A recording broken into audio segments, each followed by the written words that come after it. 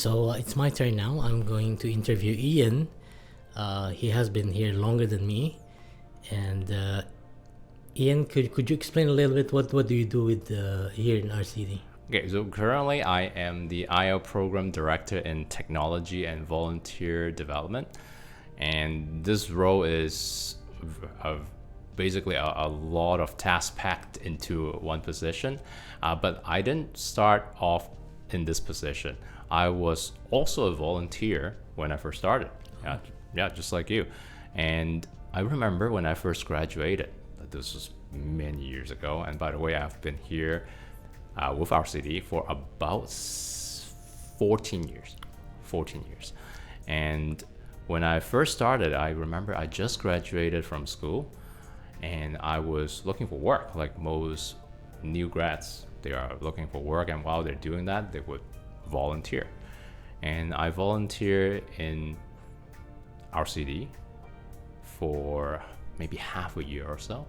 And then at that point, after I finished my half a year term with RCD, I decided to go back to school to further my technology knowledge at BCIT.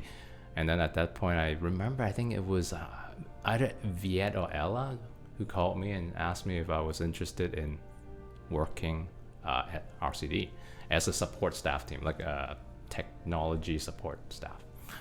And then, I can do schooling and I can do work at the same time. So I decided to do part-time study and part-time work at RCD just initially to start off with. And that's how I remember how I got started.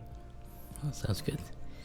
And just like any other office setting, you have a direct contact with the clients as well, serving them. Yep. Oh, could you give us some example of the highlights maybe of your So I remember when I first started, I helped out a lot in computer classes. Back then, computer classes were really jam-packed. It's like COVID really stopped everything, right, in the past 3 years or so. Back then, we had like 7 or 8 people inside a classroom, and they're all participants with probably one instructor and one volunteer supporting classes. So it was like 10 people inside a classroom. You can imagine how crowded it was, but it was fun. Like, people were here to learn different computer knowledge. Even something as simple as how do you control the mouse? How do you right click and left click properly without moving the mouse? Because it is quite tricky for people with some physical barrier, yes. Right? It can be quite troublesome to move devices like that.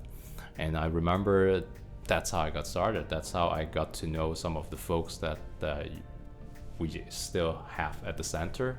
They come in regularly, and they were already learning computers back then for a long time. Sounds good. Thank you. And I'll go to the negative side, which is the challenges. Can you give us an example of what challenges you have faced here?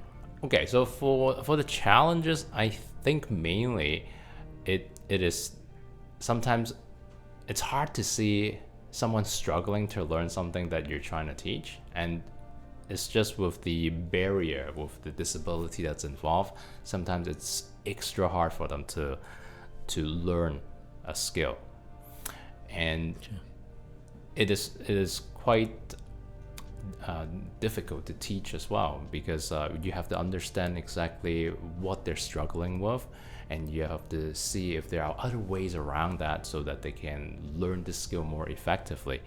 So as someone who is into technology, I looked into the accessibility options. So we have AT, or assistive technologies, that are here to help our participants to, click the mouse easier, access the keyboard a little bit better. So these were some of the stuff that I was looking into, but nonetheless, they weren't easy. So I give you an example. Speech technology, back then, 14 years ago, is not easy, right? Right now we have, Google Docs. You just say what you want, and then Google will just type everything out.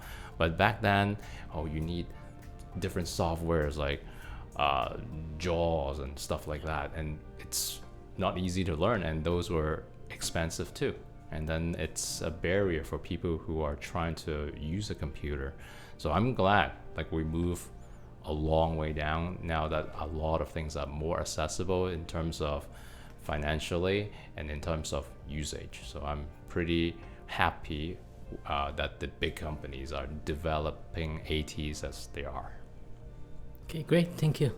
And I know you've worked here for many years. You would have not lasted if the place isn't that good. So what can you tell about working in RCD?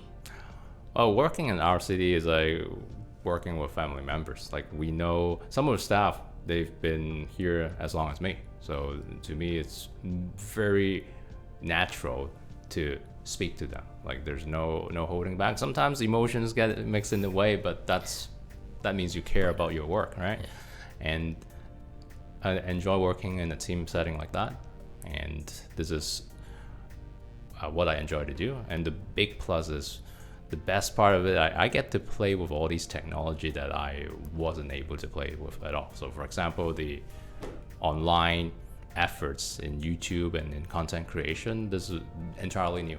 Like 3 years ago, there's no YouTube channel. I wouldn't even be touching that. But pandemic came along and all of a sudden we have to adapt. And we quickly started this channel and well, we're still doing this now. So I'm pretty proud of this, and I'm want to see more efforts to put into this, and not just for RCD, just across Canada. If all the disability related organizations can have a very detailed and very updated content creation team, then a lot of people across Canada, especially with disability, can see exactly what we're up to. Videos is what we're leaning towards today. With videos, you can actually see a clear picture on what each and every center are up to. Okay. Well, that's about it, and we're wrapping up. And thank you, and hope to be of service to you guys soon.